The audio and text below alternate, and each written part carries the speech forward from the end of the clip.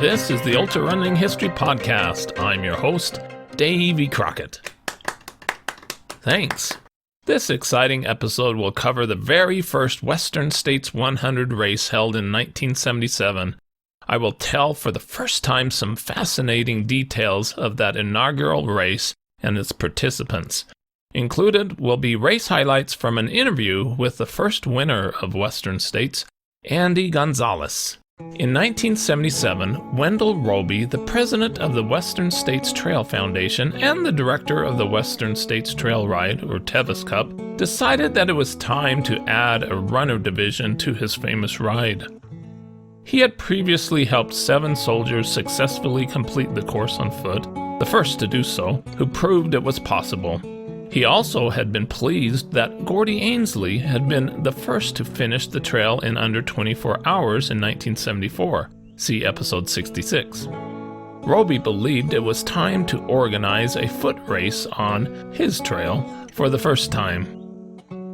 This first Western States 100 in 1977 was hastily organized by riders, not runners. There was no consultation with the existing well-established ultra-running sport at the time. Practices were put into place that mostly mirrored the endurance horse sport, such as mandatory medical checks. The event would be held with nearly 200 riders and horses also competing on the course at the same time as the runners. The day would turn out to be perhaps the hottest ever for the historic race. The risks were extremely high for this small rookie running race staff and some rather naive runners. Who were the runners who turned out for this historic first race? Did they have the expertise to finish or just to survive?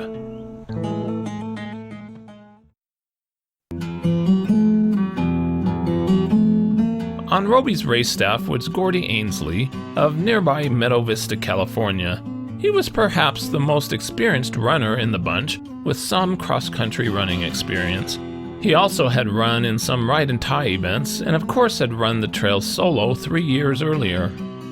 Ainsleigh had hoped to get the race director job from Robie, and talked about putting in a qualifier requirement that the runners had to have completed a marathon in at most 3 hours 15 minutes. He said, "We don't want anyone who isn't a good runner." Thankfully, that requirement was not put in place. Ainsleigh did not have the organizational skills to put together a race, and was not the race founder. Robie was the man in charge for 1977 and gave the race director job to Kurt Sproul.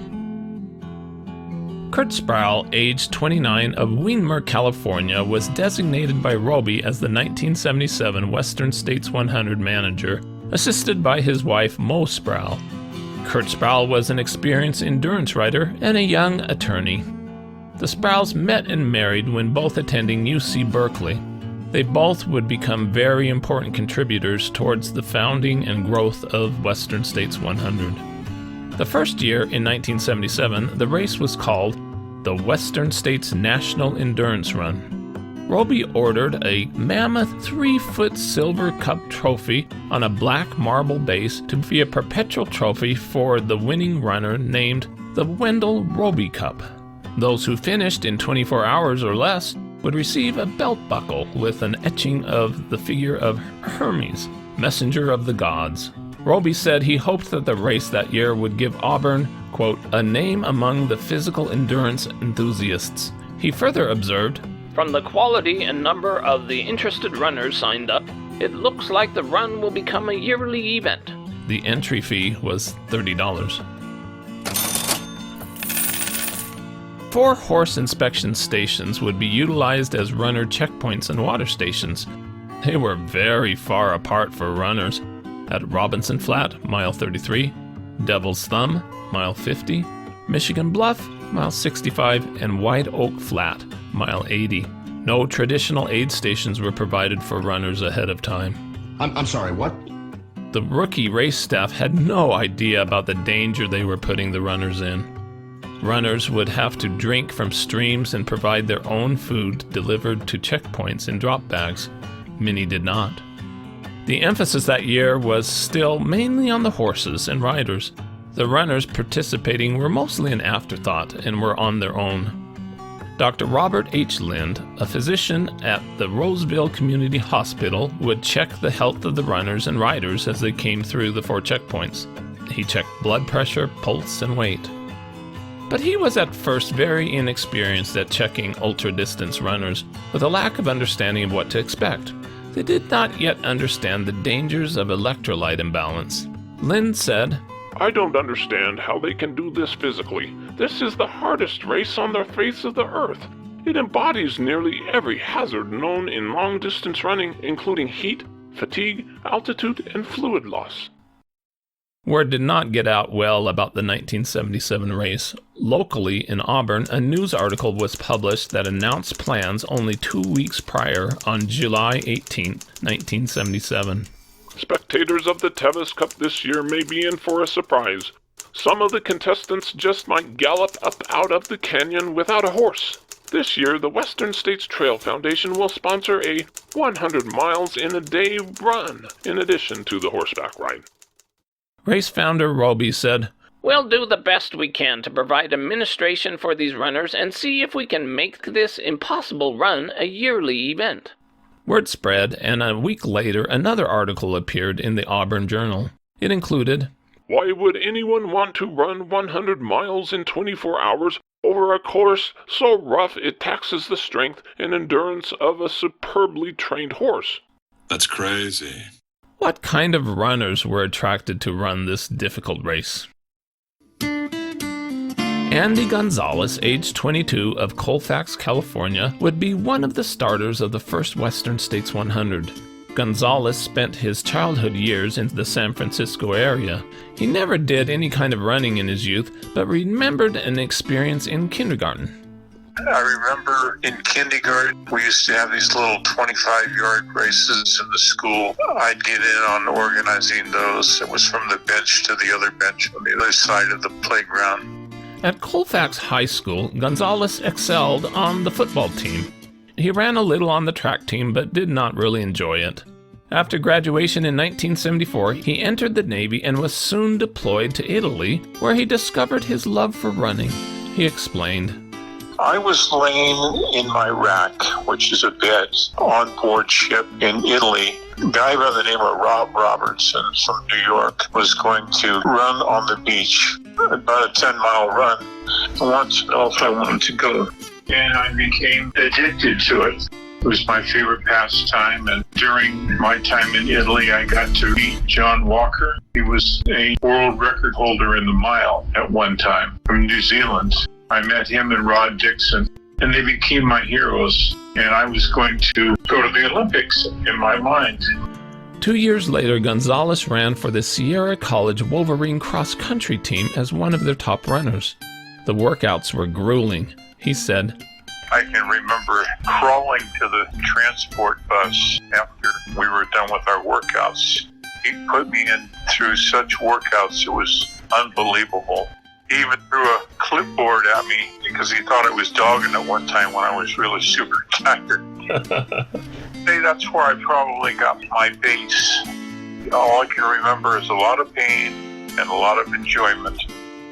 Gonzalez ran his best mile time of 4 hours 24 minutes at an all-comers meet for the military branches.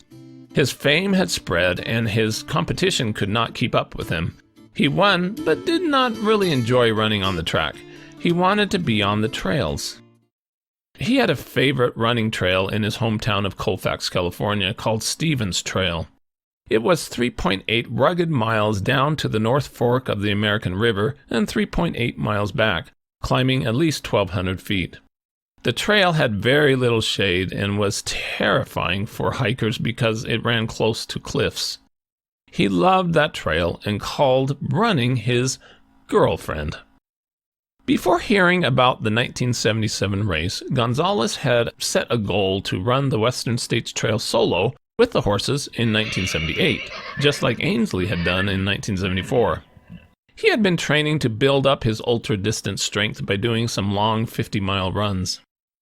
A week before the 1977 Western States 100, Gonzalez still had not heard that a running race would be held and was not signed up. Ken Cowman Shirk, age 33, originally a farm boy from Salinas, California, had signed up for the run. Oh, the farmer and the cowman should be friends. One man likes to push a plow, the other likes to chase a cow, but that's no reason why they can't be friends. He had become an award-winning high school athlete, a volunteer fireman, and loved his home in the mountain wilderness surrounding beautiful Lake Tahoe. In the late 1960s, he took up skiing and running and said, I got to ski all winter long and experience the mountain life. Running the diverse terrain made me stronger, faster, and a better runner. Shirk started ultrarunning in 1976 when he ran the 72 miles around Lake Tahoe. He later entered another race, signed up as Cowman, and competed wearing horns. The name stuck. He tried a solo run on the Western States Trail during the 1976 Tevis Cup and completed the course in 24 hours 20 minutes. He felt confident that he could win the inaugural 1977 race. Living at Tahoe, I'm used to high altitude and run in rough terrain almost every day. I've trained in this area for a long time. Depending on the weather and what happens on the trail, I'm hoping to run it in about 22 hours. Bob Woodliff, age 30, of Woodland, California, with a bachelor's degree in physical education, was among the entrants. He had experience running and riding in ride and tie events. He was interested to use the race as an experiment on his body and said, I am a long-distance runner, and I have run some marathon events, but I'm nowhere near in shape to run 100 miles. I don't have to run the full 100 miles. If it becomes work and drudgery rather than fun, I'll stop. I'm going to relax and enjoy it. 3 veteran ultra-running buddies were among the entrants who were unknown to the rookie race staff and other entrants who were not yet informed about ultra-running. These 3 would make a significant impact on the early Western States 100 history. Peter Mattei, aged 53, of Alamo, California, was a very successful real estate developer who received his degree in architecture from UC Berkeley. He had been a naval aviator during World War II. During the early 1970s, he became very active in distance running in Northern California. Mattei was co-founder of the Northern California Seniors Track Club and the long-distance running chairman of the Pacific Association Amateur Athletic Union. He started competing in ultras in 1969 and in 1971 finished 8th in the 50-mile national championship with an impressive time of 6 hours, 34 minutes. Dr. Ralph Paffenbarger, age 54, of Berkeley, California, was a nationally renowned epidemiologist working at Stanford University, and he made a huge impact on sports science. He had served in the military during World War II and trained for his first marathon in combat boots. Paffenbarger took up ultra running in 1970 and finished 6th in the 1971 50-mile national championship held in Rocklin, California, with a speedy time of 6 hours, 13 minutes. Paul Reese, age 60, of Sacramento, California, was a retired Marine lieutenant colonel who served in World War II and in Korea. He earned a master's degree in public education and was the director of secondary curriculum and instruction for the large school district in Sacramento. He took up competitive running in 1964 at the age of 27. In 1969, he received national recognition of being one of the best distance runners, 50 to 59 years old, and was a sub-3-hour marathoner. With his 2 other running friends, he also ran in the 1971 50-mile national championship. He finished 10th with a time of 6 hours, 41 minutes. During the early 1970s, Mattei, Paffenbarger, and Reese had finished a road loop 100-miler, the Camellia 100, that was held each year in the Sacramento area. Mattei finished the 1971 version with a time of 20 hours, 56 minutes. In 1972, Paffenbarger and Reese also ran the Camellia 100. Paffenbarger finished in 16 hours, 42 minutes, and Reese in 17 hours, 15 minutes. Both very elite times. 2 weeks before the 1977 Western States 100, Matai called up running buddy Reese and tried to persuade him to enter the race and run as a trio with Paffenberger. The phone call sounded something like this. Paul, I know you and Paff have run Pikes Peak and the 72 miles around Lake Tahoe and a 100-miler. I've got one now that will make that look like sissy stuff, and I want you to run it with Paff and me. Matai described the rugged Western States Trail to Reese. Reese recalled, "What?" Despite Peter's coaxing, cajoling, and cussing, and despite realizing I'd not satisfied my curiosity over how I'd fare on this safari, I refused to enter, explaining to Peter that I was committed to do 2 upcoming marathons. Finally, we compromised by my agreeing to run only the first 33 miles to Robinson Flat with them as a workout. 2 days before the first Western States 100, Andy Gonzalez was going for a run on Stevens Trail when a mailman warned him about a fire along the trail. Gonzalez instead decided to run east and came upon his friend Gordy Ainsleigh, who was changing a flat tire on his car. Gonzalez stopped to talk with Ainsleigh, who asked, How would you like to run 100 miles tomorrow? Seeing his surprise, Ainsleigh backed that down and suggested that Gonzalez try to only run the first 33 miles. And Ainsleigh didn't really think that Gonzalez had the ultra-running training to go the distance. Indeed, at that point, Gonzalez had not even run a marathon. He was just a mountain runner who, as he put it, quote, chased women and drank beer. On the next day, Gonzalez hitched a ride with Ainsleigh to head for Squaw Valley. I had $5 on me. I had a bag of green apples and a tube of biscuits, and packed up my sleeping bag. Forgot my shoes. I had to borrow a pair to run the race that are on display in Auburn. On the way, Ainsleigh told him that Cowman Shirk was going to win the race. When Gonzalez saw the other runners determined to run the 100 miles, he became somewhat intimidated. A race briefing was held that afternoon, conducted by Robie, assisted by Sproul and Ainsleigh. Major David Niederhaus, a Marine from Indiana, a Vietnam veteran, was an entrant who Robie thought would win. He was at the briefing. Sproul, the race manager, wasn't impressed with the serviceman and recalled, The Major was wearing the standard mirrored sunglasses made famous in the movie Cool Hand Luke. What we've got here is failure to communicate. And as the briefing began, 3 fighter jets roared through the Olympic Valley, heading toward Reno at low altitude. The Major looked up, gave his best salute, turned to our little group and said, Those are my men. Some of the younger runners, seeing the older runners, Matai, Paffenberger, and Reese, scoffed at their chances to finish. Those guys are old. They didn't know that these 3 were by far the most experienced and accomplished ultra-runners in the field, all with sub-21-hour 100-milers already on their running resumes. Ainsleigh went over the course and its profile. It was remarked, We try to mark the trail, but the bears keep destroying the markings. I'm sorry, what? The runners spent the night before the race sleeping under the stars in their sleeping bags. Gonzalez was next to Mike Catlin.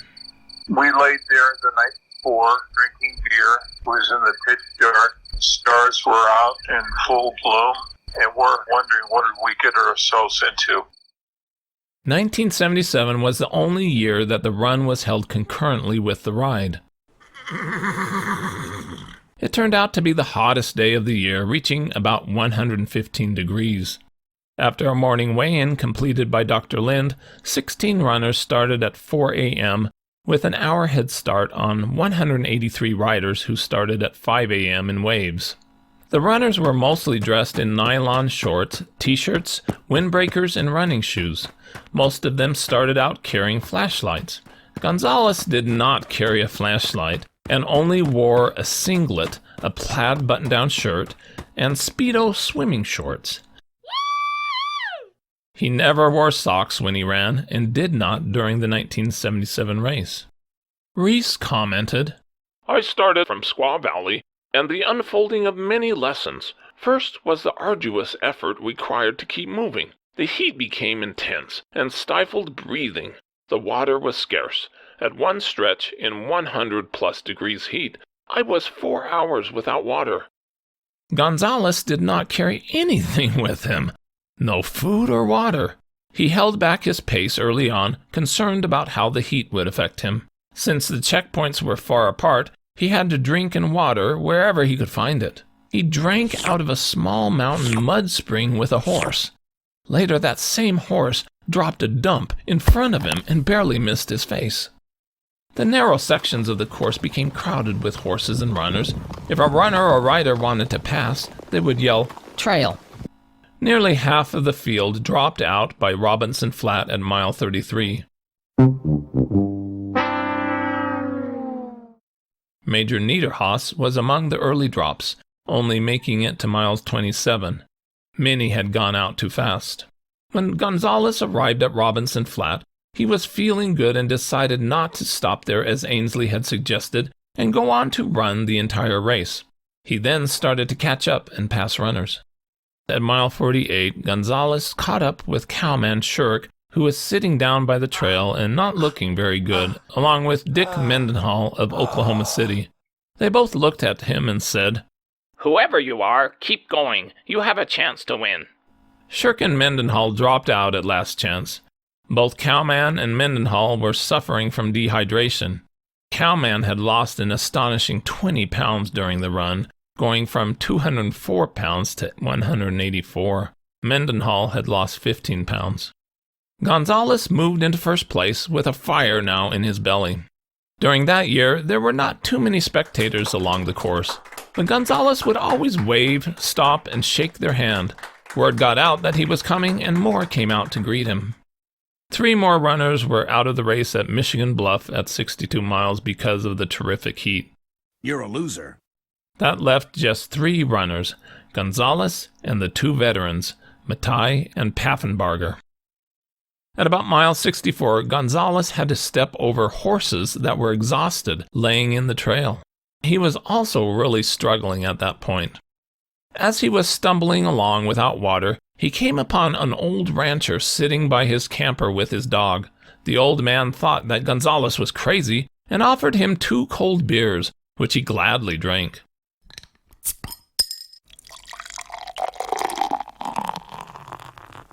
Feeling greatly revived, Gonzalez continued on his run toward Forest Hill. At Forest Hill, in dire straits without water again, he was experiencing hallucinations. He went up to a random house, grabbed a hose, and with his chapped lips drank some warm water. Shannon Yule Gardner was originally from Altadena, California. As a youth, Gardner attended school at the Pacific Coast Equestrian Research Farm in Badger, California, and developed her love for horses. In 1977, she rode in the Tevis Cup and recalled, "As I left Michigan Bluff, I matched pace with Andy Gonzalez, who was in the lead, and I was able to watch his beautiful rhythm, relaxed running style." She rode the final 35 miles or so guiding Gonzalez. He carried no flashlight, but was helped by Gardner's light shining from up on her horse. But at some point, they became separated in the dark, and Gonzalez became lost for a couple hours in American River Canyon. Trail markings were few, yellow ribbons wrapped around trees, but they were easy to miss in the dark. He screamed for help. "Help me!" And finally found his way back to the familiar trail in the dark, and made his way the rest of the way to the fairgrounds finish in Auburn with plenty of energy. He could hear an announcement over the loudspeaker informing everyone that the first runner was arriving. Many of the spectators still didn't even know that there were runners on the course. Gonzalez became the first official Western States 100 finisher in history and established the course record in 22 hours, 57 minutes. Robie greeted him holding a cigar. A full stadium of riders and spectators cheered his finish. Ainsleigh was surprised to see him win. For Gonzalez, it was a dream come true. But I wanted to be a champion. It had to do with running. I mean, I dreamed of it day and night for years. Because of the official 24-hour cutoff that year, Gonzalez was the only official finisher among the runners. The two veteran ultrarunners, who the younger runners doubted, Matai and Paffenbarger, ran the entire way together. They had missed the previous checkpoint cutoff, but were given permission to continue together unofficially, on their own, with no support from the race staff. They both reached the finish in 28 hours 36 minutes. It was said that these two finished due to their power of mental attitude, which was the driving force that carried them through all the obstacles. The solid, slower times accomplished by Matai and Paffenbarger helped race organizers consider extending the finish cutoff time the next year to 30 hours. Later during that day, Gonzalez ran a 20-mile shakedown run before the awards banquet, where he received a lot of attention and the first Western States endurance run buckle. News of Gonzalez's historic finish was only a footnote in a few articles about the Tevis Cup in California papers. This running race that year in the Sierra went unnoticed by the rest of the country and the rest of the ultrarunning sport. What happened to the first three finishers of Western States 100? Andy Gonzalez went on to win Western States 100 again in 1978, lowering the course record to 18 hours 50 minutes. In 1979, he ran again, but became sick and did not finish. He backed off from racing and instead ran privately in the mountains. In 1985, he again finished Western States 100, but felt that he was past his prime at age 30. Sadly, during his 40s, he had difficulties with his legs and later discovered that he had Parkinson's disease.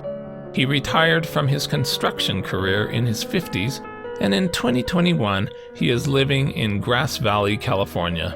He said recently, There isn't a day that goes by that in some respect I don't think about that experience. It'll stay with me the rest of my life. It's in my dreams. I love these mountains and the trail runs through it. Peter Matai went on to finish Western States 3 additional years. In 1978, he became the first person to both run and ride the Western States events in the same calendar year. He passed away in 1998 at the age of 73. Ralph Paffenbarger went on to finish 4 more Western States 100s and finished the Comrades Marathon, 54 miles, in 1989 at the age of 66. In 1966, he received the first International Olympic Committee Prize for Sports Science. He ran the Boston Marathon 22 times during his life and finished a total of 150 marathons and ultras. In 2007, he died from heart failure at the age of 84. Paul Reese, their running buddy, who paced them for 32 miles, would later finish Western States in 1981 at the age of 64. He moved to Auburn, California, and also finished the Comrades Marathon in South Africa in 1989 at the age of 72. He went on to run across all 50 states, and at the age of 73 ran across America in 124 days. He set many American age group records from 3 miles to 100 miles. He became known in the Northern California running community as Father Time because he seemed to run forever. He died in 2004 at the age of 87. Legends never die. Stay tuned for more 100-mile history.